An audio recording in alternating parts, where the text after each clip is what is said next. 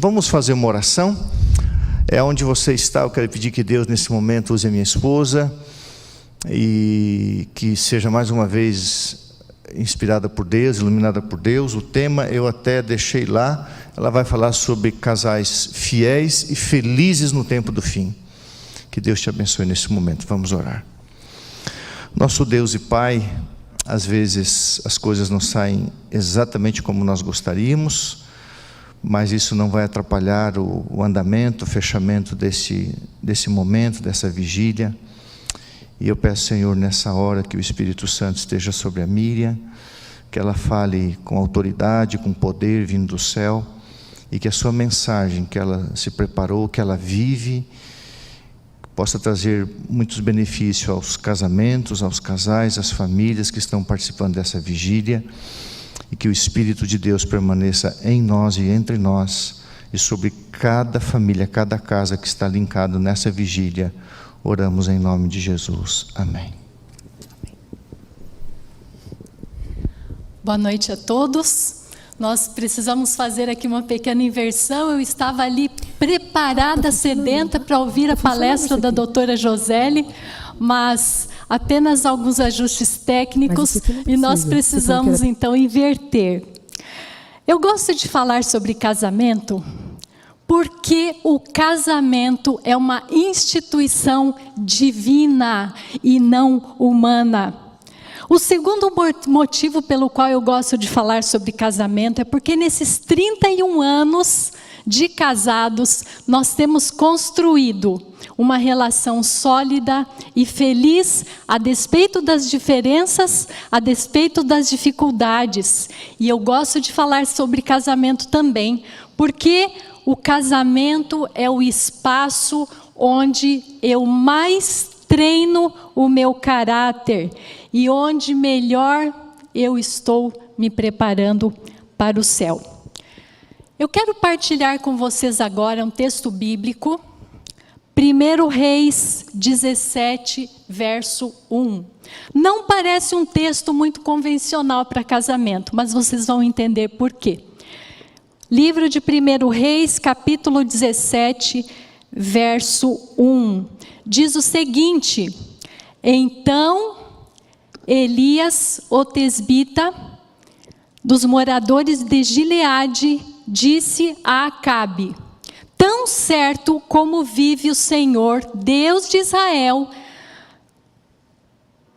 tão certo como vive o Senhor Deus de Israel, perante cuja face estou, nem orvalho, nem chuva haverá nestes anos, segundo a minha palavra. Esse texto é bem interessante. E vocês vão compreender agora por que eu estou usando esse texto. Eu quero perguntar algo a você. Como está o seu casamento? Seu casamento está verdejante? É uma vegetação exuberante? Ou é um deserto árido? Seu casamento é marcado pela felicidade, pela fidelidade, pela permanência, ou é marcado pela infelicidade, pela infidelidade, pela indisposição de mantê-lo? Vamos ver um pouquinho do contexto por trás desse verso que nós acabamos de ler. Acabe foi o 7º rei do Reino do Norte após a divisão de Israel. Ele era filho de um mau rei, o rei Onri, que foi o fundador de Samaria. E Acabe então se casou com uma princesa, seu nome Jezabel. Ela era filha de Etibaal, que era rei e sacerdote pagão dos Sidônios. O culto pagão a Baal e Astarote foram então instituídos de forma muito intensa durante os 22 anos de reinado de Acabe. A idolatria foi difundida, contrariando todas as instruções, os princípios e preceitos sobre os quais Deus havia estabelecido o seu povo. E então Israel caiu em terrível apostasia. Às vezes nós lemos a Bíblia e não temos noção de como eram esses rituais, o que tudo isso envolvia. Mas esse culto pagão incluía prostituição cultual. Eram rituais em que prostitutos e prostitutas ficavam no templo para manter relações sexuais com os adoradores. Esses rituais envolviam também a falolatria, que era a adoração ao órgão viril. Também incluía sacrifícios de crianças, o uso de ervas alucinógenas, que comprometiam grandemente o lobo frontal, o córtex pré-frontal, que a doutora Daniela falou tanto agora, não é? E também envolvia feitiçaria e envolvia também outros desvios. O palácio, os templos pagãos viraram um verdadeiro antro de malandragem, de excessos, de luxúria, de vícios sexuais. E tudo isso acontecia com a presença, participação do rei Acabe e da rainha, que era uma prostituta cultual também, que se envolvia intensamente nesses rituais. Por que será que Jezabel odiava tanto ao Deus do céu? E por que será que ela quis substituir todo o culto ao Deus do céu por esses ritos pagãos e tão nefastos? Obviamente, luz e trevas não coexistem, não é mesmo? Por isso ela se empenhou tanto em desfazer o culto ao Deus do céu e substituí-lo pelo seu Deus Baal e também por Astarote. E isso foi Jezabel, foi determinante para que se cometessem tantas injustiças. E você se lembra bem da história de Nabote, não é? Jezabel então criou uma situação de mentiras para que Nabote fosse assassinado e então seu Acabezinho de estimação pudesse ser a sua vinha. Eu não sei se eu estou falando aqui para alguma pessoa que está, alguma jovem, alguma pessoa de mais idade que está em busca de um cônjuge. Você sabe que esse eleito ou essa eleita vai trazer para o casamento todos os seus valores, o seu caráter, as suas crenças, a sua religião. E Ellen White tem um texto muito explícito falando sobre as qualidades de Acabe e de sua esposa Jezabel. E ela diz o seguinte, lá em Profetas e Reis, página 115. Acabe era fraco em capacidade moral.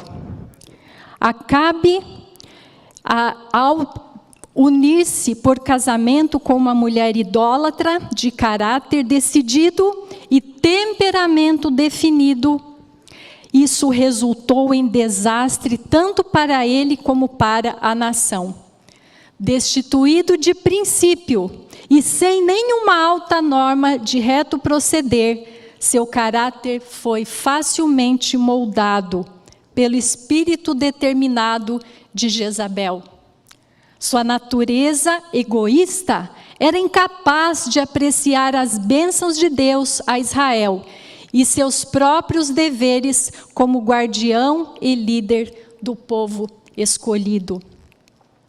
Veja como cristão, quanto a fidelidade a Deus, a fidelidade do cônjuge que você está escolhendo, ela é ponto decisivo, determinante, pois vai exercer grande influência na sua vida. Você vai exercer influência na vida do seu cônjuge e ele na sua vida. Que tipo de caráter você traz, você trará ou você trouxe para o casamento? No caso de Acabe, ao ele não colocar o reino de Deus em primeiro lugar, isso foi determinante ao fazer uma escolha totalmente errada, de alguém que comprometeu mais ainda o seu desempenho como rei, não é? Você deseja ter um casamento fiel, feliz, permanente? Que tipo de cônjuge você é? Alguém que se vendeu para cometer a maldade? É fraco de caráter? controlado pelo outro, ou alguém que colocou Deus em primeiro lugar e junto com o seu cônjuge fiel a Deus, constroem esse casamento. Mas a história continua. Eu não sei se a gente consegue imaginar a tristeza que Deus sentia ao ver o seu povo escolhido, o seu povo eleito, se esquecendo de que Ele era o Deus do céu, que reinava no céu e na terra, e colocando aquelas práticas vis em lugar da adoração a Ele. Nunca o reino de Israel estivera num nível tão baixo de apostasia. E os mensageiros que eram enviados eram todos ignorados. Até que então chega ao palácio um homem simples, mas cheio de autoridade, cheio do poder de Deus, Elias. E com as mãos ao alto, ele então diz que não haveria durante os próximos 3 anos, nem orvalho, nem chuva caindo do céu. E não demorou muito para que essa profecia se cumprisse. E em poucos meses, a falta de orvalho, a falta de chuva, fez a terra secar, a vegetação morrer, os rios começaram a baixar, os regatos começaram a minguar. E em 1 ano não se via mais nenhuma vegetação. Os animais mugiam e baliam de sede, de fome, de fraqueza. E a morte começou a chegar. Não apenas nos animais, mas também aos homens. Aquilo que era verde, aquela vegetação linda, agora se transforma num deserto sem fim. E uma tempestade de areia que cegava os olhos, um ar que sufocava. Que situação terrível, que quadro! Imagine a tristeza de Deus ao ver tudo isso. Mas eu quero agora que você se volte dessa descrição lá do tempo de Acabe e de Elias para o seu casamento. Eu tenho certeza de que você não está se prostrando a Baal nem a Astarote. E não está participando daqueles rituais nefastos que o povo de Israel participou. Mas sabe, há outros ídolos. Há outras formas de deuses também perante os quais nós nos prostramos. É possível que você até tenha um cargo na igreja, que você esteja aqui todos os sábados, que você venha à frente, que você participe. Mas como está a sua vida com Deus? Haveria, porventura, algum ídolo perante o qual você está se prostrando? Aquele ídolo dos cantinhos escuros da sua vida, em que você não permite que Deus reine? Talvez você esteja se prostrando diante dos ídolos, dos pensamentos impuros, dos olhares de luxúria. Talvez você esteja se prostrando diante dos ídolos, ou do ídolo do trabalho. Trabalho é algo lícito, legítimo. Mas quando nós colocamos o trabalho em primeiro lugar e não dedicamos tempo a Deus, nós estamos adorando ao trabalho e não temos a bênção de Deus. Talvez você esteja se prostrando diante do ídolo da incoerência, não praticando aquilo que você sabe que é o correto. Você professa algo, mas você age diferente. A incoerência, o ídolo da hipocrisia, o ídolo da mentira. Quantos ídolos existem e muitas vezes não nos damos conta de quanto tempo nós dedicamos a esses rituais que honram a Satanás. O ídolo da egolatria. Eu gosto de usar a expressão eulatria. Parece que isso me faz visualizar melhor o significado da palavra. Porque quando nós somos ególatras, quando nós agimos dessa forma, o que importa é o que eu acho, o que eu penso, é o meu prazer, é o que eu sinto, e não o que a palavra de Deus diz. E assim, então, eu adoro a mim mesmo. E então, Deus permite que a sua vida pessoal e o seu casamento experimentem um deserto árido, que você sinta tristeza, que você só veja sequidão, que você sinta culpa, medo, que só haja mentiras. Por que será que Deus está permitindo isso no meu casamento? Ah, queridos, talvez Deus esteja permitindo isso só para lhe mostrar que isso é tudo o que os seus ídolos podem lhe proporcionar. E então, Ele quer nos ensinar que a verdadeira felicidade matrimonial, a verdadeira satisfação, só existe quando nós colocamos Deus em primeiro lugar na nossa vida. Quando Deus é o centro de todos os detalhes de nossa vida, quando nós não deixamos nenhum cantinho sem que Deus esteja ali presente. Antes de criar o casamento, Deus criou outro tipo de relacionamento. Deus criou o relacionamento e o estabeleceu. O relacionamento entre Ele e o homem, entre Ele e você. E assim, a dependência de Deus, a primazia dEle em nossa vida, precede qualquer e todo relacionamento que tenha a intenção de ser feliz e satisfatório. Deus sempre deveria estar em primeiro lugar, sempre no topo, sempre à frente de nossas decisões. Assim, reconhecendo suas instruções e obedecendo-as, não como opressivas e limitantes, mas como protetivas, prevenindo-nos de dores, de sofrimentos desnecessários e nos conduzindo a relacionamentos plenos. E foi então, depois de estabelecer o relacionamento dele conosco, dele com o homem, o relacionamento vertical, não é? Que ele estabeleceu o relacionamento horizontal, em que nós nos relacionaríamos uns com os outros.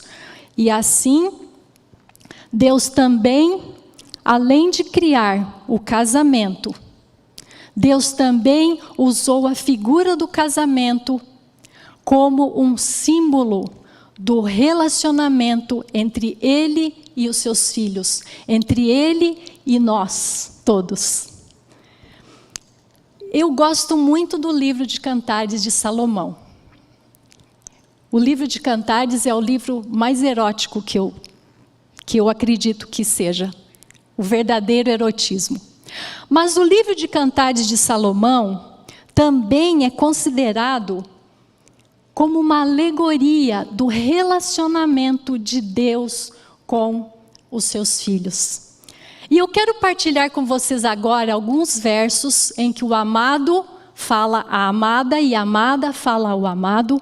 Mas enquanto vocês assistirem essa leitura, eu não quero que vocês imaginem que essas declarações estejam sendo feitas para o amado aqui, o amado cônjuge, mas como se Deus estivesse falando a você, ok? Enquanto você assiste à leitura, imagine Deus fazendo essas declarações a você e você fazendo essas declarações a Deus.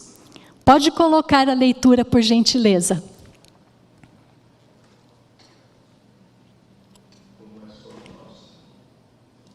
Os teus olhos são como o das pombas e brilham através do teu véu.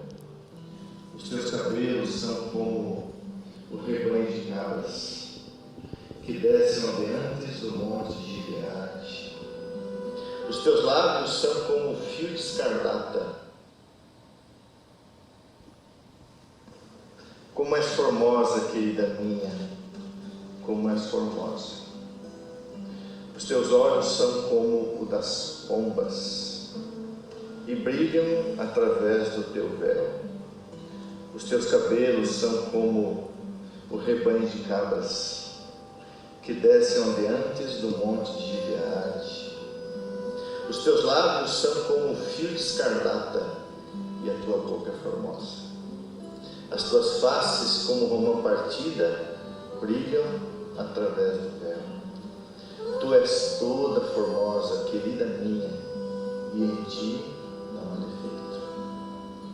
Arrebataste-me o coração, minha irmã, noiva minha, arrebataste-me o coração com um só dos teus olhares, com uma só pérola do teu colar. Que belo é o teu amor, ó minha irmã, noiva minha. Quanto melhor é o teu amor, muito mais do que o vinho. Quão formosa e quão aprazível você é, ó amor, amor das delícias. O meu amado é alvo e rosado, o mais distinguido entre 10.000. A sua cabeça é como o ouro mais apurado. Os seus cabelos são cachos de palmeira. O seu falar é muitíssimo doce. Sim, ele é totalmente desejável. Tal é o meu amado, tal é o meu esposo, ó filhas de Jerusalém. Eu sou do meu amado, e ele tem saudades de mim. Vem, ó meu amado, saiamos ao campo, passemos as noites nas aldeias, levantemo-nos cedo, de manhã para ir às vinhas, vejamos se florescem as vides e se abre a flor, se já brotam as romeiras, dar-te-ei ali o meu amor. As mandrágoras exalam seu perfume, e as nossas portas há toda sorte de excelentes frutos novos e velhos. Eu os reservei, ó meu amado. Eu não sei se você conseguiu pensar nesse texto, nessas palavras, como se Deus estivesse falando isso para você. Foi um pouco rápida a leitura e talvez você não tenha esse hábito, não é? Mas eu não sei se você percebeu a ternura das palavras desse texto, do amado Jesus para a sua igreja, para os seus filhos, para você.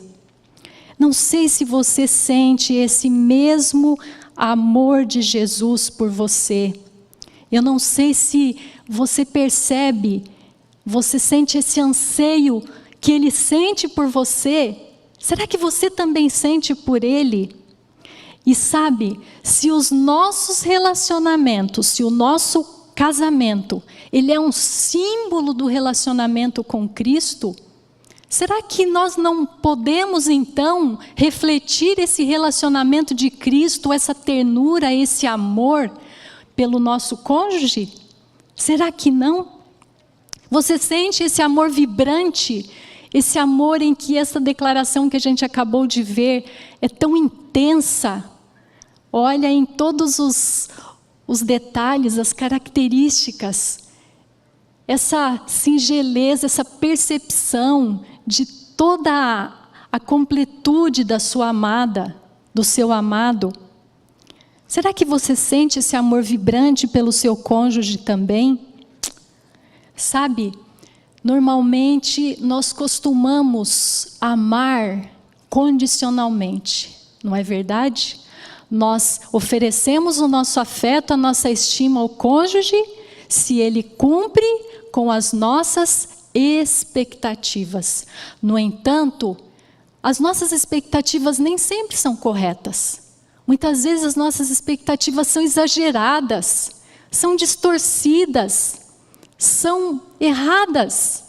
Mas nós vinculamos o nosso amor e o nosso afeto, nossa oferta de amor ao cônjuge, de acordo com essas expectativas que nós temos. Ou seja, acabamos colocando condições. Nós focamos apenas naquilo que nós esperamos. Focamos apenas em que Ele faça as coisas todas certinhas, não é mesmo? É claro que nós temos que ter algumas expectativas, não é? Quando nós conhecemos alguém, nós avaliamos e temos ali um conjunto de valores que nós esperamos que o nosso cônjuge tenha. O problema é quando nós oferecemos apenas afeto ao outro baseados em todas as nossas expectativas. Essas expectativas distorcidas e exageradas.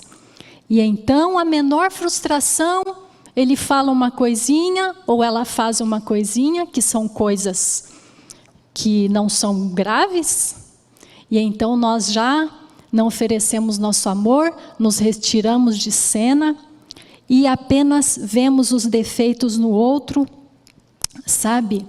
Isso é grave, sabe por quê? Porque aos poucos nós vamos nos descomprometendo dos propósitos, das promessas que nós fizemos com o nosso cônjuge. E também, muitas vezes, o que nós fazemos, ou podemos fazer, dar desculpas inconsistentes para o adultério, para a impureza sexual. Ah, porque o meu cônjuge não superou as minhas expectativas. Então transformamos isso num argumento para que possamos cometer a impureza sexual. Nós não podemos prever os problemas, não é, que o casamento pode se apresentar a nós. Quando nós casamos, nós fazemos os votos, não é? Prometo ser fiel na alegria, na tristeza, na riqueza, na pobreza, não é? Na saúde, na doença. Então, quando nós fazemos os nossos votos, já estão incluídos uma série de problemas, uma série de situações que podem acontecer, que nós não podemos prever todas. Por isso, nós precisamos, a despeito dessas provações e dificuldades que podem nos frustrar, nós precisamos ter em mente que a nossa estima, o nosso amor pelo cônjuge, o nosso afeto deve ser incondicional. Isso não é muito agradável realmente. Muitos casais, quando passa da fase da paixão, em que os hormônios, não é, da paixão, aquelas substâncias que apenas indicam paixão, quando param de ser liberados em quantidade, nós achamos que o amor acabou, né? Muitos confundem amor com paixão, são coisas bem diferentes. E então, nesse momento em que acaba a saúde, vem a doença, em que às vezes acaba o dinheiro, vem a pobreza, não é? Então, acaba o amor, se esquece dos votos, das promessas que nós fizemos. Mas nós não podemos perder de vista o propósito de Deus. Primeiro propósito de Deus, manter o relacionamento vertical. E quando nós mantemos esse propósito da vivência com Deus, da comunhão com Deus, do tempo com Deus, do crescimento com Deus, então nós vamos refletir isso no casamento. E nós vamos compreender que muitas vezes vamos enfrentar dificuldades no relacionamento, mas cada relacionamento contém esperança. Quando você conheceu o seu cônjuge, você tinha coisas que admirava no seu cônjuge, não é? Você então precisa explorar essas coisas, essas intenções que uniram vocês. Isso aí é um reservatório oculto de esperança, que todos os casamentos contêm. Quando nós realmente vivemos essa vida com Deus, colocamos Ele em primeiro lugar, vamos compreender que pequenas mudanças em nós se refletirão no casamento. Muitas vezes nós queremos apenas mudar o outro, só vemos defeitos no outro. Mas quando nós nos propomos a mudar a nós mesmos, nós vamos estar mais abertos ao outro, ser mais tolerantes. E então, o casamento se desenvolve, avança. Também quando nós estamos vivendo realmente essa vida intensa, essa vida prática com Deus, constante, nós vamos compreender que o problema não são as diferenças, mas como nós abordamos essas diferenças. Casais felizes, fiéis e permanentes não focam as áreas de concordância e discordância, mas aprendem a escutar. Olha a diferença, não é? Sabe, isso não significa que as diferenças vão acabar, não significa que nós temos que forçar um consenso ou ficar dando conselhos, mas compreender e também aceitar essas diferenças de personalidade. Se nós queremos um relacionamento feliz, fiel e permanente, nós vamos ver o nosso cônjuge não como um inimigo, mas vamos vê-lo como vamos ver o nosso cônjuge como um amigo e ouvinte, e não como um inimigo, um juiz. Quando nós também mantemos a comunhão com Deus, nós vamos compreender que homens e mulheres lutam com armas diferentes, mas eles têm feridas semelhantes. Ambos têm anseios por aceitação, por apoio, por carinho. E nós temos que focar menos nas armas que nós usamos, que são as nossas ações e reações, e focar mais nos anseios do outro. Isso vai fazer com que nós realmente possamos compreender melhor o outro, e o nosso casamento vai fluir. E quando nós colocamos Deus em primeiro lugar e temos uma vivência ativa com Deus, nós vamos compreender também que é preciso praticar as habilidades de relacionamento por causa de nós mesmos. Porque quando nós fazemos o outro feliz, nós somos felizes. Então, nós seremos grandemente beneficiados. Vamos aprender a ter regras, controlar os conflitos, gerenciar as dificuldades que surgem e não ficar tentando mudar de parceiro e fazendo do casamento um campo de batalha. Queridos, eu vou fazer uma sugestão, ou melhor, eu vou dar uma tarefinha para vocês.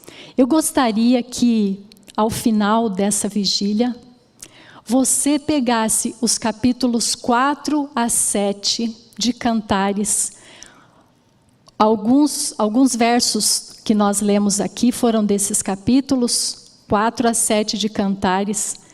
E se você ainda não tiver coragem de ler junto com seu cônjuge, olhando nos olhos, você vai ler sozinho. Vai refletir bastante nesses versos e vai imaginar, primeiramente, Deus se dirigindo a você através dessas palavras, mostrando um amor intenso, um amor sem fim, um amor incondicional. E depois você vai ler esse texto para o seu cônjuge, mas sentindo realmente aquilo que o texto está dizendo. Coloquem os propósitos de Deus sempre em primeiro lugar. Entreguem-se a Ele primeiro. Dependam dEle primeiro. Eu tenho feito contato com vários casais ou cônjuges desde o início da pandemia e tenho visto tantos problemas e dificuldades acontecendo, mas uma das coisas é justamente a dependência exagerada do outro. Uma dependência que não permite se ter autonomia, não se permite tomar decisões. E quando nós colocamos a Deus de verdade em primeiro lugar, não apenas na teoria, nós vamos aprender a não ser tão dependentes assim, não ser movidos por essas nossas carências, porque quando nós dependemos assim de Deus, nós vamos ter uma percepção correta do seu amor. Nós vamos ter uma compreensão correta do nosso valor, do nosso protagonismo nesse mundo. E nós vamos então ter discernimento para tomar decisões, para não nos permitir ser controlados pelo outro, ser reféns do outro. Muitas mulheres sofrem de abusos físicos, muitas vezes traições constantes, intermitentes, e essas traições o outro não tem a menor intenção de mudar. E essas mulheres também não fazem nada, acabam alimentando esse ciclo. Quando nós temos essa dependência com Deus, nós temos o discernimento correto para saber como nós vamos abordar isso. Quando é o momento de dizer um basta, de colocar limites. Deus nos criou para sermos pessoas amadas, respeitadas, para também amarmos e respeitarmos. Queridos, nós queremos casamentos felizes, casamentos fiéis e casamentos permanentes, mas só vamos alcançar essa satisfação matrimonial se realmente nós tivermos uma vivência com Deus. É impossível que nós sejamos satisfeitos matrimonialmente se nós não tivermos essa vivência com Deus. Que Deus abençoe você. Busque a Deus, dependa de Deus. Tenha um tempo intencional, um tempo planejado para estar com Deus. A fonte é ali que você vai se abastecer, você vai ter o discernimento para se abrir ao conhecimento de como os relacionamentos funcionam. E é ali que você vai começar a ter a sua vitória no casamento. E eu desejo que você receba a bênção de Deus e que o seu casamento tenha êxito, que o seu casamento seja fiel, seja feliz e seja permanente.